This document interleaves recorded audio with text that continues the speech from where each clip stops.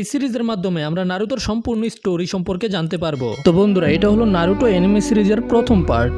যদি এই ভিডিওতে ভালো রেসপন্স পাই তাহলে এটার পরের পার্ট অবশ্যই আসবে। তো কাহিনী শুরু হয় আজকে থেকে প্রায় 12 বছর আগের একটা সিনের মধ্যে, যেখানে আমরা দেখতে পাই একটা অন্ধকার রাতে একটা বড় শিয়ালের মতো দেখতে দানব একটা গ্রামের ভিতরে ঢুকে পড়ে। এই শিয়ালটার অনেক বড় বড় লম্বা লম্বা 9টা লেজ ছিল। এগুলো এত শক্তিশালী ছিল একটা পাহাড়কেও ধ্বংস করে ফেলতে পারবে। ওই গ্রামের নিনজাগুলো ওই নাইন টেলসের উপরে হামলা করে। তারা সবাই অনেক চেষ্টা করে, এটা করতে গিয়ে অনেকগুলো নিনজা নিজেদের প্রাণ হারিয়ে ফেলেছে, আর অনেকেই এখন আহত অবস্থায় লড়াই করার চেষ্টা করছে। এই ফক্স এত বেশি শক্তিশালী ছিল যে কেউ তার কোনো কিছুই করতে পারছিল না। কিন্তু তখনই সেখানে এই গ্রামের সবচেয়ে পাওয়ারফুল নিনজা ফোর্থ হোকাগে এখানে চলে আসে। আসলে হোকাগেকে তুমি ভিলেজের রাজা বলতে পারো। ফোর্থ হোকাগে নিজের প্রাণের ঝুঁকি নিয়ে ওই নাইন টেলসের সাথে লড়াই করে আর তাকে একটা ছোট নিউবর্ন বাচ্চার মধ্যে সিল করে দেয়। এরপর আমরা 12 বছর পরের সিন দেখতে পাই, যেখানে আমরা একটা দুষ্টু বাচ্চাকে দেখতে পাই যার নাম হলো নারুটো উজুমাকি। এই ছেলেটা এত বেশি দুষ্ট ছিল যে সে গ্রামের হোকাগেদের স্টোন ফেসের মধ্যে পেন্টিং করে সেখান থেকে পালিয়ে যায়। তাদের চেহারার মধ্যে হাবিজাবি এঁকে একেবারে নোংরা করে দেয়। আর এগুলোতে বিরক্ত হয়ে সেখানের নিনজারা থার্ড হোকাগের কাছে যায় আর তার কাছে নারুতোর বিচার দেয়। নারুতো একটা দেওয়ালের পিছনে লুকিয়ে ছিল।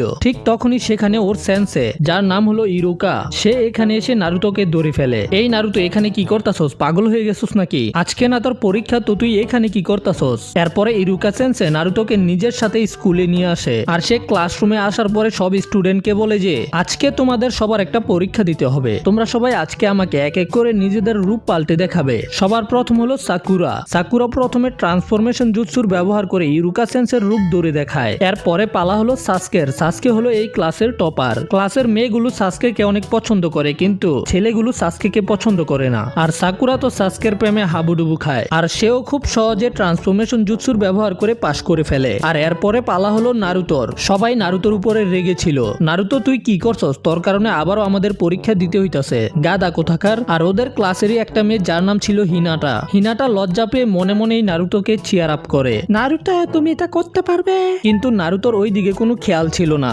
এরপরে নারুতো নিজের ট্রান্সফরমেশন জুৎসুর ব্যবহার করে আর নারুতো একটা সেক্সি মেয়েতে ট্রান্সফর্ম হয়ে যায়। এটা কি দেখতে পাইতেছি আমি? আবার সামনে কুয়াশা কেন? এটা দেখে ইরুকা সেন্সে আরো বেশি রেগে যায়। আরে নারুতো, তুমি এটা কি করতাছো?